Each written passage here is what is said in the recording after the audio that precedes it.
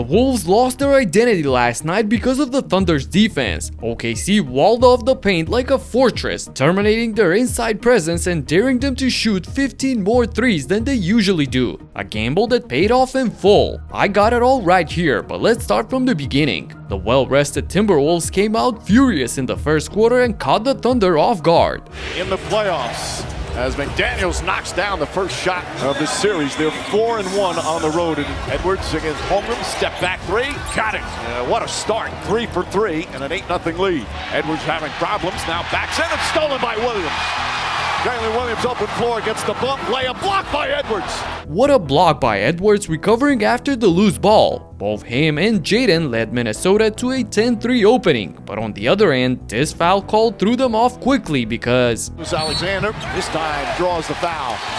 T-Wolves upset that they thought that last possession was... You see McDaniels kinda grabbing and pushing Shai on the back here. If you're Ant, you can't just flip like that after 4 minutes of action. Alexander, on the other hand, didn't mind that at all, so he continues doing what he knows best. SGA trying to draw a foul and gets one. It's a reason NBA Twitter likes to call him the free throw merchant, Mike. When you see your first 3 shots fall out, you gotta get in rhythm somehow, and free throws are a good way to do it. Honestly, I consider Shai as a master at his job, unlike the popular opinion. Randle, on the other hand, was eager to respond. Julius Randle given some space and knocks down the 3. On the next play, look at the Thunder shrink inside the paint as Julius decides to back down Jay, resulting in some high-flying action. Hartenstein knocks it away on the double team. Wallace alley-up to Hartenstein. Defense to offense, OKC style. And you saw this against Jokic in the last round. Again, on the drive, we see all 5 guys inside, so Jaden plays smart and hits Randle in the corner. Randle gets a good look from the corner, and that's another 3 for Julius Randle. The Wolves hit 5 of their first 8 shots from deep to annulate their 6 turnovers and stay in the game, but that's about to change drastically as we move forward. Lost the handle, picked up by Williams, again in the open floor. They call that a dunk here at OKC. Shai was struggling himself shooting the ball, just 2 of 8 from the field in the first quarter. So with neither team being able to pull away from the other, a scary sight came for Minny fans when Edwards twisted his ankle in transition.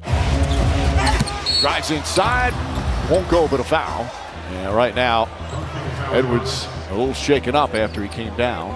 Ooh, that's a tough one to start this game. A nice little roll of the ankle, but we know Anthony Edwards is one of the toughest players in this league. And stayed in the game to finish the quarter, but was limping in pain heading towards the locker room. In his absence, just when you think OKC would step up and make a difference, here comes Randle taking over the game. Good swarming defense here. Randle, 3-pointer is good. Julius Randle, 3 for 4 from long distance. Ball tipped all the way out to Randle.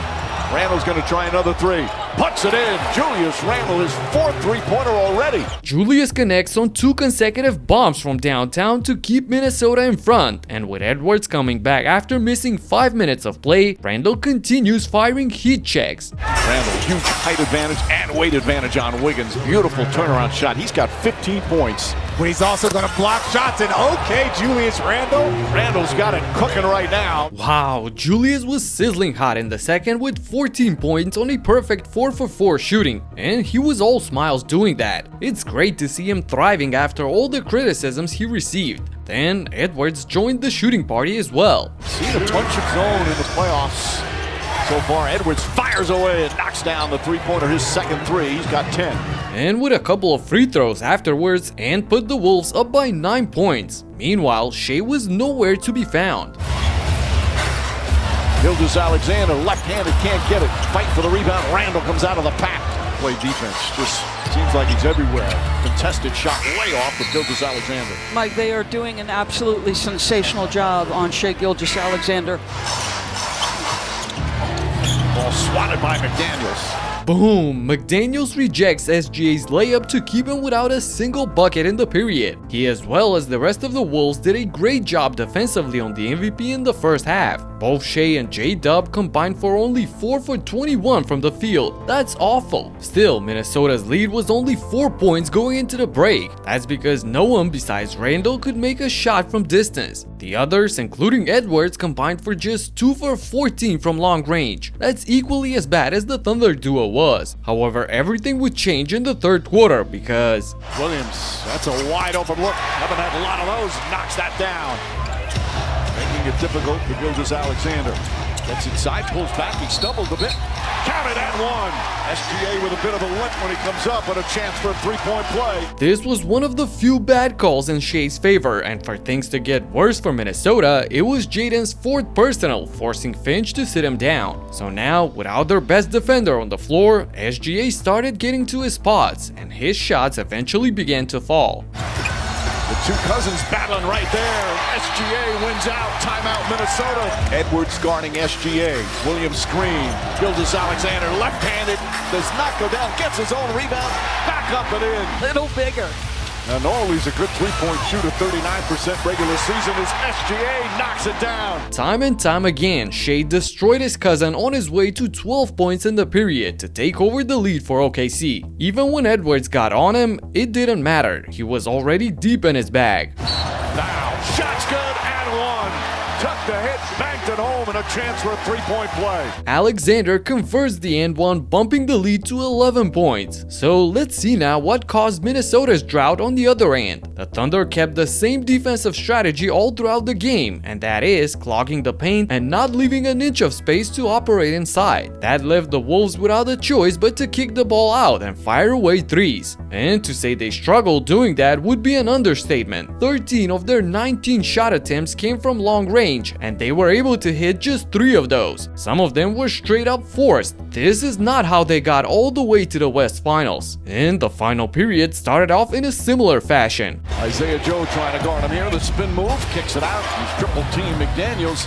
And they can't get the three to go now. Naz Reid the rebound. Shot clock at 5. Layup blocked by Holmgren. 44 of their 66 shots from three-point range. Holmgren, he lines up a 3 and answers right back. Did you hear that? 44 of their 66 shots came from beyond the arc. That's wild even for a team like the Celtics. The Wolves averaged just 35 attempted threes before this one, so being forced to shoot that much more really messed with their identity. The Thunder completely shut down the way to the basket for Ant and Randle, taking away their bread and butter. On the contrary, Chet Holmgren started feasting inside. It's right there to Holmgren. Holmgren with the flush. Out of the stretches they don't, but they're always ready. Feet inside. Holmgren with a force.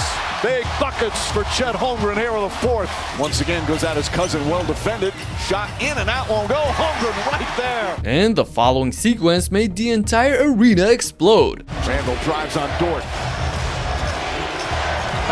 Backs in, tries to split the defense and lost the ball. Foul, bucket, counted and one from Shai Sizzle here on the 4th. Shai puts them up by 13 and they could taste the victory already. OKC held Randle and Edwards to just 13 points combined in the second half, with Ant going scoreless in the final 12 minutes of the game. That's unacceptable if you want to win in the playoffs. Half of it was the defense, but I'm sure he wasn't feeling himself after he rolled his ankle. And the Thunder knew how to handle the business at the end. Lou Dort, corner 3, high arcing 3, goes down. Mason Wallace has it. On the drive, goes inside, throws it up, and Jalen Williams with the flush. Edwards to Naz Reid.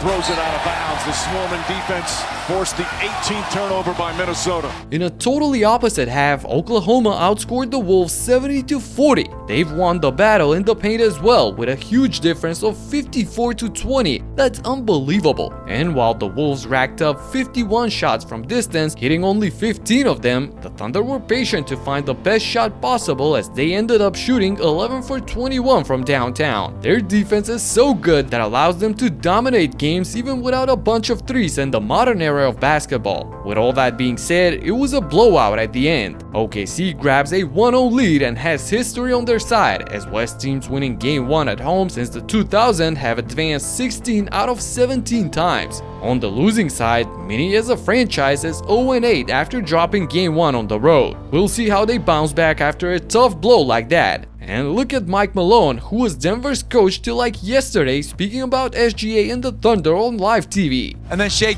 Alexander, he showed why he's the MVP.